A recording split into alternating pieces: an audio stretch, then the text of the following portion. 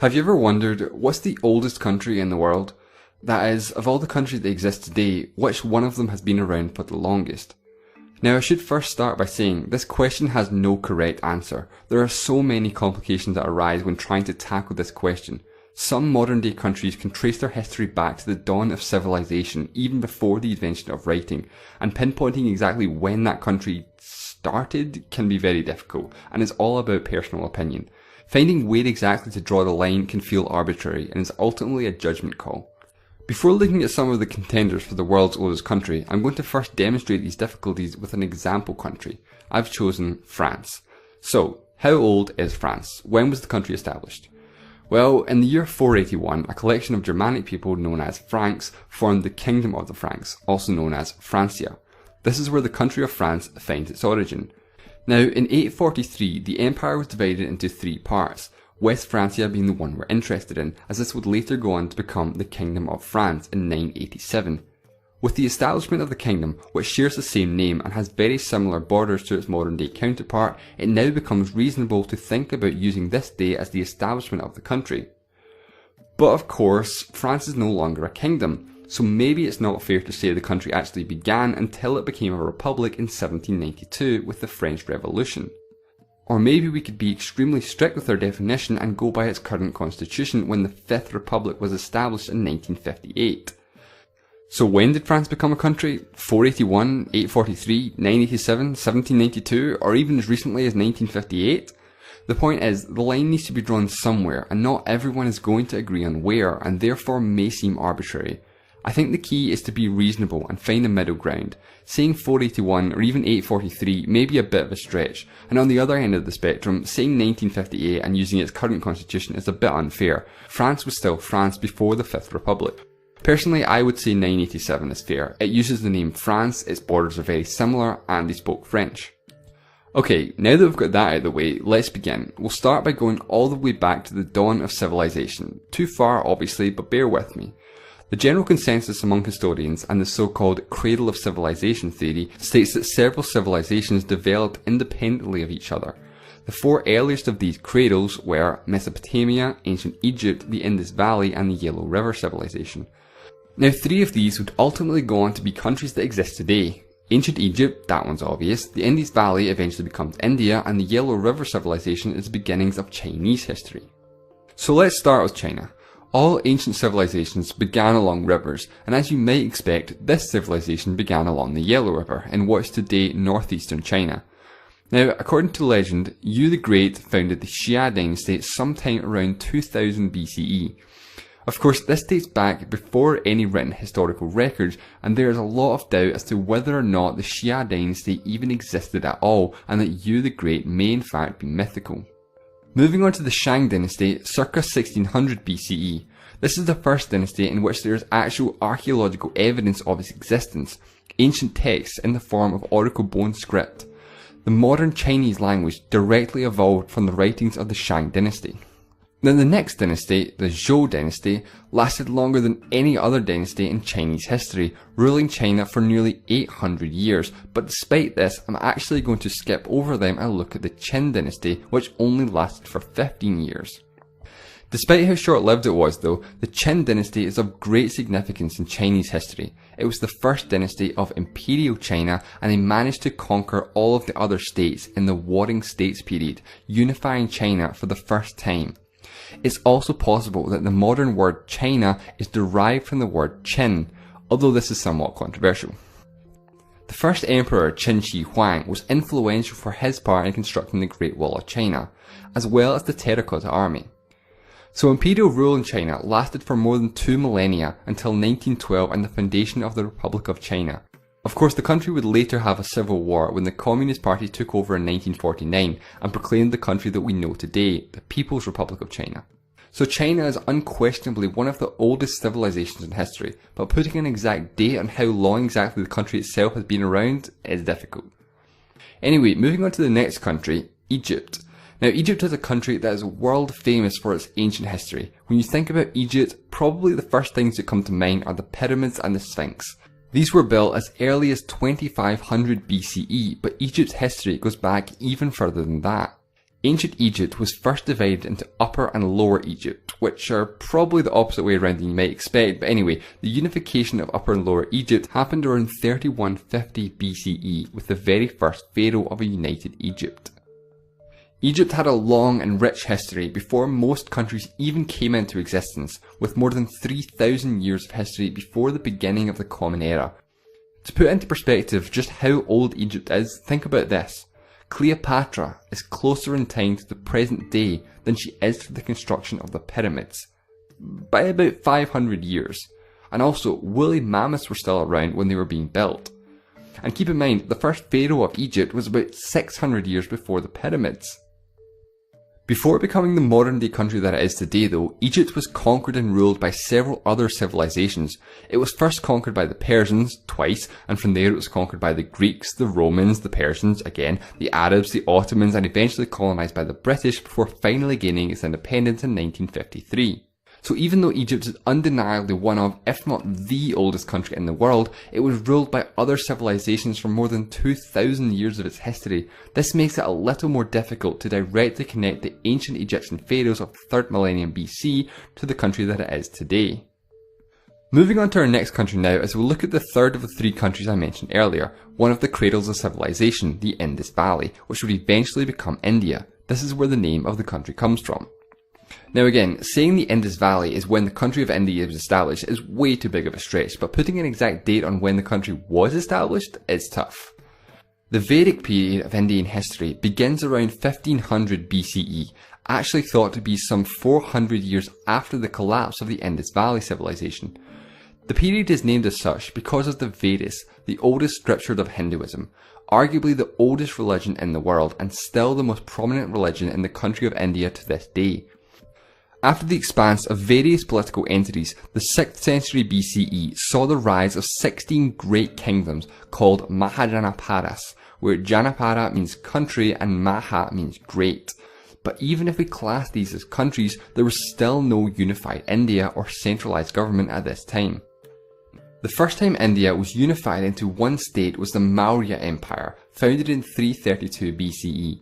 Geographically, it was one of the largest empires of its time, about 1.5 times the size of the modern-day country of India, with estimates putting its population around 50 million. India once again became fragmented after its collapse in 180 BCE. Many empires came and went, but one of the most significant was the Gupta Empire, said to be a golden age in Indian history with advancements in technology, science, art, culture and philosophy. Although at its greatest extent in 400 CE, it only ruled the northern part of what is today India. After the fall of the Gupta Empire, the subcontinent once again became fragmented. For more than a millennium, there was no centralized Indian state. This changed, however, in the late 16th century when the Mughal Empire took control, and by the start of the 18th century had control of virtually all of what is modern-day India. Shortly after it reached its peak of 4 million square kilometres of land area and a population of over 150 million, the empire rapidly declined throughout the rest of the 1700s. It was during this time of the Mughal Empire in which the Taj Mahal was built, one of the most famous wonders of the world. Eventually the British took control of what is today India, Pakistan and Bangladesh, known as British Raj. This lasted until 1947 when India gained their independence, and in 1950 it became the Republic of India with the current constitution that is still in use today. So the idea of a unified Indian state is something that has only existed sporadically throughout its history, from several different empires expanding from several different parts of the subcontinent. Even though Indian history dates back several thousand years, it could be argued that India didn't actually become a country until after achieving their independence from the British just 70 years ago. The next country I'm going to look at is Japan. Now Japan actually does have a specific date as to when the country was founded, the 11th of February 660 BCE. According to legend, the country was founded by Emperor Jimmu, a direct descendant of the goddess of sun Amaterasu. The Japanese monarchy is the oldest continuous hereditary monarchy in the world, with Japan's current emperor being the 125th emperor, tracing his ancestry all the way back to Emperor Jimmu. So while it may seem like Japan is a fairly easy country to determine when it was founded, that's actually not the case. Emperor Jimmu is generally considered to have been mythological. In fact, there is little to no evidence that any of the first 9 emperors even existed at all.